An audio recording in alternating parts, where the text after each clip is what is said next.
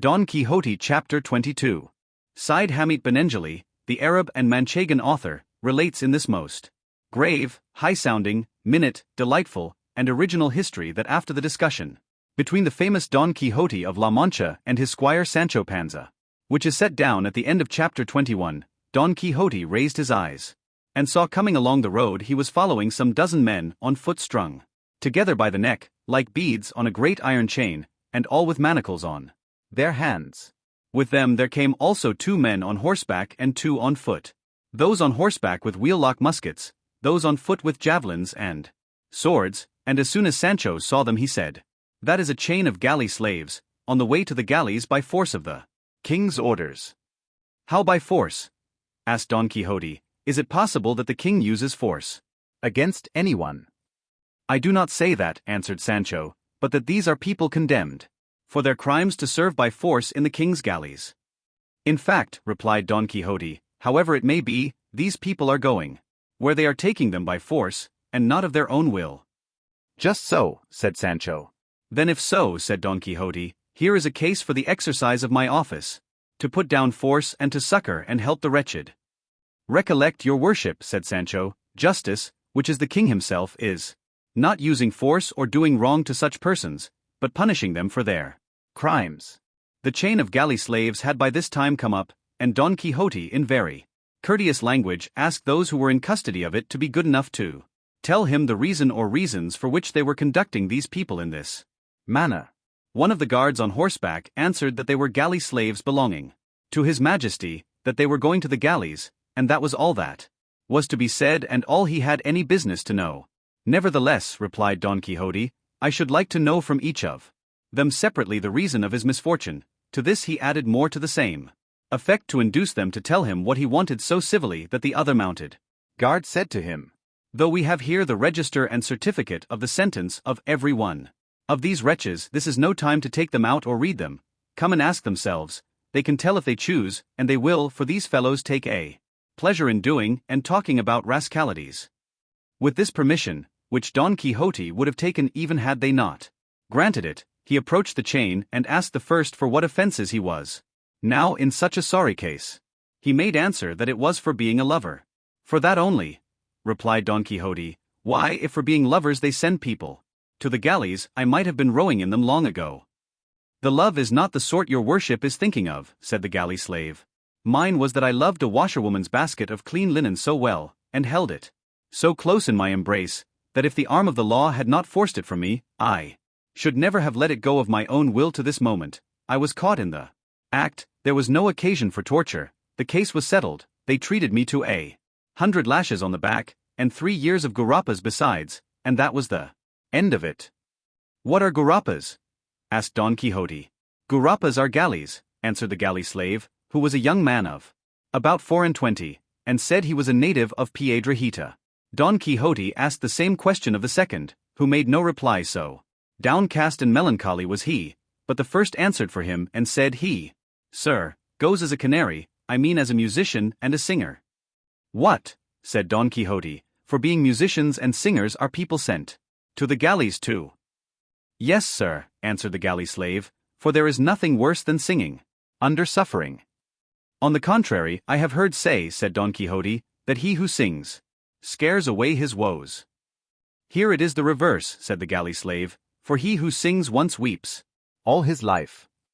"I do not understand it," said Don Quixote, but one of the guards said to him, "Sir, to sing under suffering means with the non-sancta fraternity to confess under torture. They put this sinner to the torture and he confessed his crime, which was being a cuatrero, that is a cattle stealer, and on his confession they sentenced him to 6 years in the galleys, besides 200 lashes that he has already had on the back, and he is always dejected and downcast because the other thieves that were left behind and that march here ill-treat, and snub and jeer and despise him for confessing and not having spirit enough to say nay, for say they nay has no more letters in it than yea, and a culprit is well off when life or death with him depends on his own tongue and not on that of witnesses or evidence, and to my thinking they are not very far out."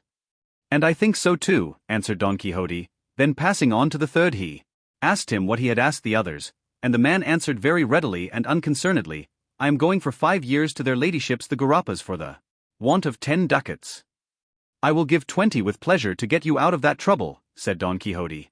That, said the galley slave, is like a man having money at sea when he is dying of hunger and has no way of buying what he wants. I say so because if at the right time I had had those 20 ducats that your worship now offers me, I would have greased the notary's pen and freshened up the attorney's wit with them, so that today I should be in the middle of the plaza of the Zocodover at Toledo, and not on this road coupled like a greyhound. But God is great, patience there. That's enough of it. Don Quixote passed on to the fourth, a man of venerable aspect with a white beard falling below his breast, who on hearing himself asked the reason of his being. There began to weep without answering a word, but the fifth acted as his tongue and said, This worthy man is going to the galleys for 4 years after having gone the rounds in ceremony and on horseback. That means, said Sancho Panza, as I take it, to have been exposed to shame in public. Just so, replied the galley slave, and the offense for which they gave him. That punishment was having been an ear-broker, nay body-broker. I mean in short, that this gentleman goes as a pimp, and for having besides a certain touch of the sorcerer about him. If that touch had not been thrown in, said Don Quixote, he would not deserve, for mere pimping, to row in the galleys, but rather to command and be admiral of them, for the office of pimp is no ordinary one, being the office of persons of discretion, one very necessary in a well-ordered state, and only to be exercised by persons of good birth. Nay, there ought to be an inspector and overseer of them, as in other offices, and recognized number, as with the brokers on change. In this way many of the evils would be avoided which are caused by this office and calling being in the hands of stupid and ignorant people, such as women more or less silly, and pages and jesters of little standing and experience, who on the most urgent occasions, and when ingenuity of contrivance is needed, let the crumbs freeze on the way to their mouths, and know not which is their right hand. I should like to go farther, and give reasons to show that it is advisable to choose those who are to hold so necessary an office in the state, but this is not the fit place for it. Some day I will expound the matter to some one able to see to and rectify it. All I say now is, that the additional fact of his being a sorcerer has removed the sorrow it gave me to see these white hairs and this venerable countenance in so painful a position on account of his being a pimp, though I know well there are no sorceries in the world that can move or compel the will as some simple folk fancy, for our will is free, nor is there herb or charm that can force it. All that certain silly women and quacks do is to turn men mad with potions and poisons, pretending that they have power to cause love, for, as I say, it is an impossibility to compel the will.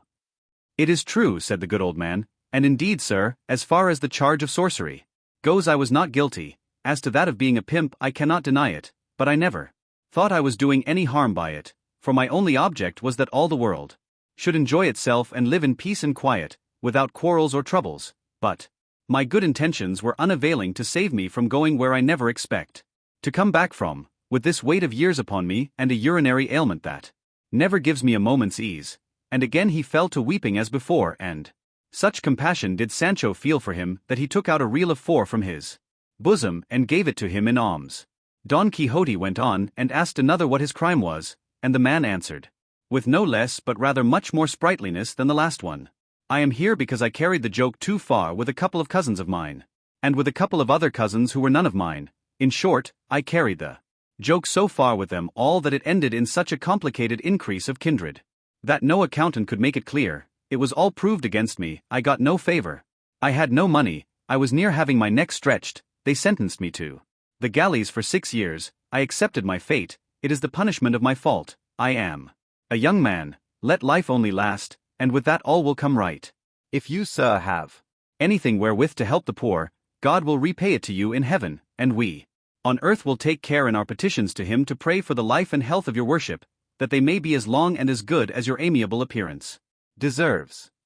This one was in the dress of a student, and one of the guards said he was a great talker and a very elegant Latin scholar.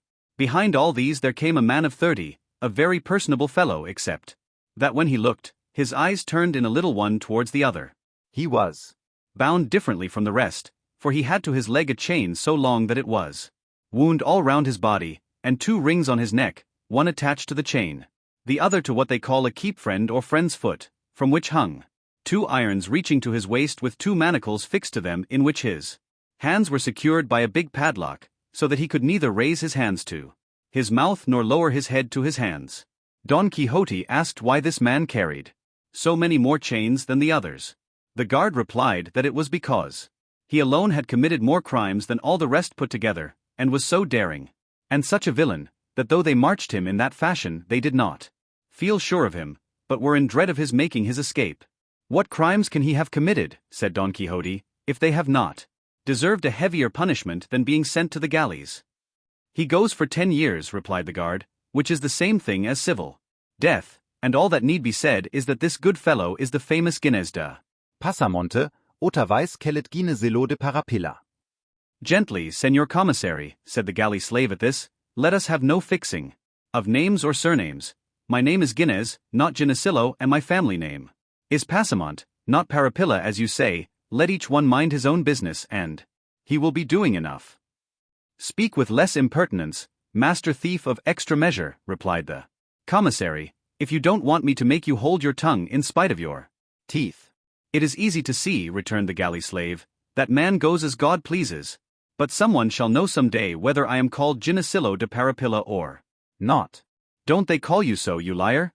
Said the guard. They do, returned Gines, but I will make them give over calling me so, or I will be shaved where I only say behind my teeth.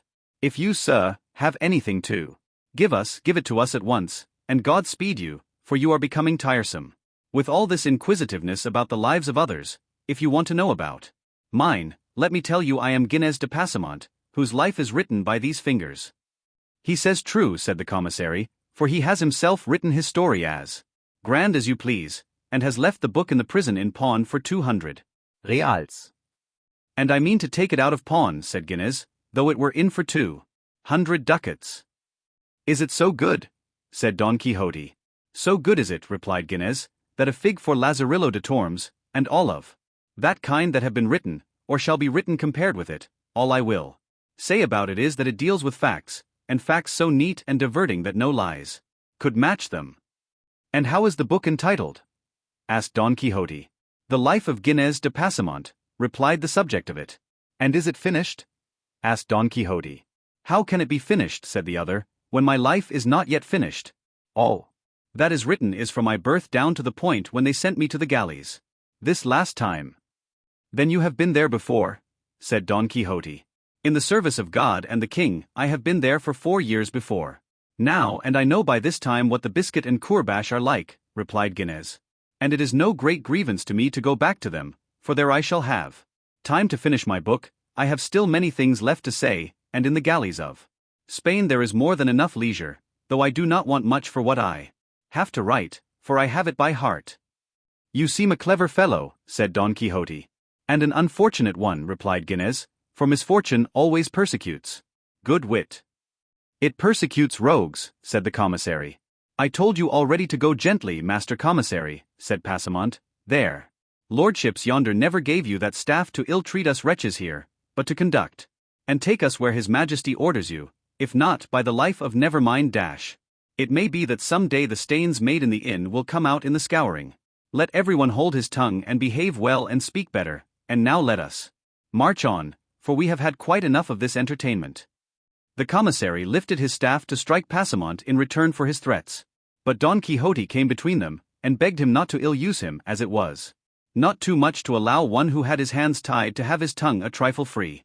And turning to the whole chain of them he said, From all you have told me, dear brethren, make out clearly that though they have punished you for your faults, the punishments you are about to endure do not give you much pleasure, and that you go to them very much against the grain, and against your will, and that perhaps this one's want of courage under torture, that one's want of money, the other's want of advocacy, and lastly the perverted judgment of the judge may have been the cause of your ruin and of your failure to obtain the justice you had on your side.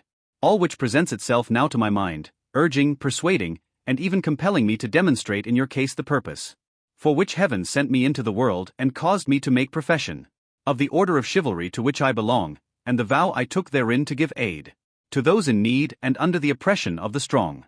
But as I know that it is a mark of prudence not to do by foul means what may be done by fair, I will ask these gentlemen, the guards and commissary, to be so good as to release you and let you go in peace, as there will be no lack of others to serve the king under more favorable circumstances, for it seems to me a hard case to make slaves of those whom God and nature have made free.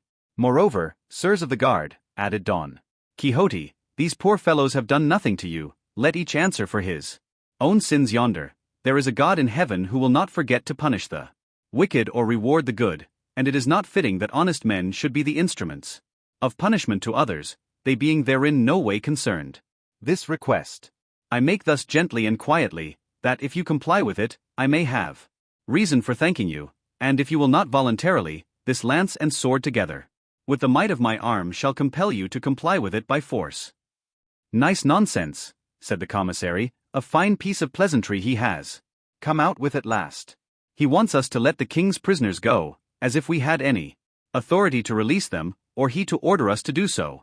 Go your way, sir, and good luck to you. Put that basin straight that you've got on your head, and don't go looking for 3 feet on a cat. 'Tis you that are the cat, rat, and rascal, replied Don Quixote, and acting on the word he fell upon him so suddenly that without giving him time to defend himself he brought him to the ground sorely wounded with a lance thrust, and lucky it was for him that it was the one that had the musket.